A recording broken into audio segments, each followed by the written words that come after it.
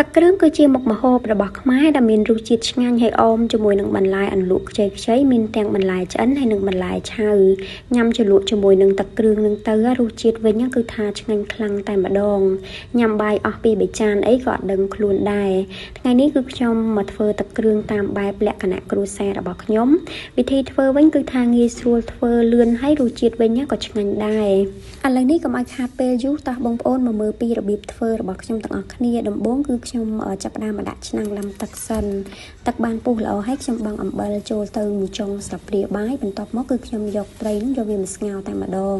ហើយត្រីសម្រាប់ធ្វើទឹកគ្រឿងថ្ងៃនេះមានត្រីឌៀបលាយជាមួយនឹងត្រីទក់ត្រីគឺខ្ញុំស្ងោរវាប្រហែលជា10នាទីដើម្បីឲ្យវាឆ្អិនល្អអញ្ចឹងណាបងប្អូនត្រីឆ្អិនហើយគឺខ្ញុំស្រង់វាទុកម្លាយសិនបន្ទាប់មកគឺខ្ញុំយកប្រហុកហ្នឹងយកវាមកស្ងោរម្ដងហើយប្រហុកនេះគឺខ្ញុំដាក់វារៀងមកល្មមដែរហើយយើងស្ងោរវាហើយគឺយើងត្រងយកទៅទឹកវាទេបងប្អូនត្រង់ទឹកប្រហុកបានរួចរាល់ហើយគឺខ្ញុំយកវាទុកម្លាយសិនហើយខ្ញុំងាកមកធ្វើគ្រឿងក្រៅផ្សេងវិញម្ដងគ្រឿងក្រៅសម្រាប់ដាក់នៅក្នុងទឹកគ្រឿងហ្នឹងមានខ្ទឹមក្រហមគឺខ្ញុំហាន់វាស្ដាងបែបហ្នឹងរីឯម្ទេសវិញបងប្អូនចូលចិត្តហឹរតិចហឹរខ្លាំងដាក់តាមចំណង់ចំណូលចិត្តហើយក្រូចឆ្មាគឺខ្ញុំប្រើតែ2ផ្លែទេ2ផ្លែហ្នឹងគឺថាជូរមកល្មមឆ្ងាញ់តែម្ដង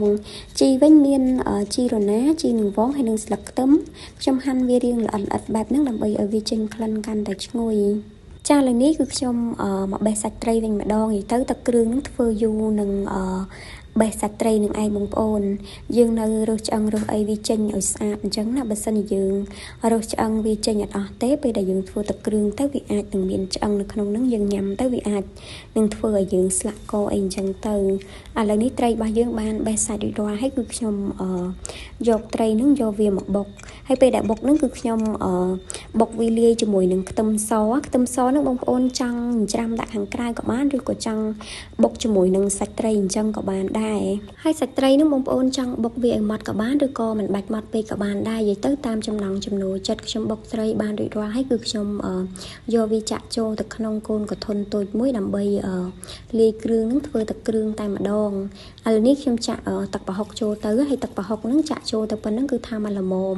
វាមិនរាវខ្លាំងពេកហើយក៏មិនខាប់ខ្លាំងពេកដែរហើយភ្លក់មើលសិនទៅបើសិនជាប្រៃអីមិនចាំបាច់ថែមអំបិលឬក៏ម្សៅស៊ុបអីទៀតទេបងប្អូនពេលដែលខ្ញុំភ្លក់ទៅវាសាបចឹងហើយខ្ញុំដាក់អំបិលចូលទៅមួយចុងស្លាបព្រាបាយម្សៅស៊ុបហ្នឹងមួយចុងស្លាបព្រាបាយដែរហើយស្ករសមួយស្លាបព្រាបាយប៊ីចេងបន្តិចហើយទឹកក្រូចឆ្មាហ្នឹង2ផ្លែហើយយើងកូរច្របល់ឲ្យវាចូលជាតិគ្នាសព្វល្អសិនទៅហើយបន្ទាប់មកខ្ញុំដាក់ខ្ទឹមក្រហមមានម្ទេស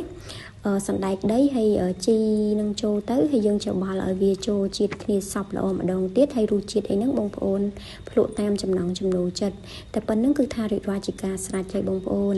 ចាឥឡូវនេះទឹកគ្រឿងរបស់ខ្ញុំបានធ្វើរួចរាល់ហើយទឹកគ្រឿងថ្ងៃនេះគឺថាឡើងខាប់ល្អខ្លាំងមែនតើនិយាយទៅមើលទៅគឺសុទ្ធតែកាក់ត្រីតែម្ដង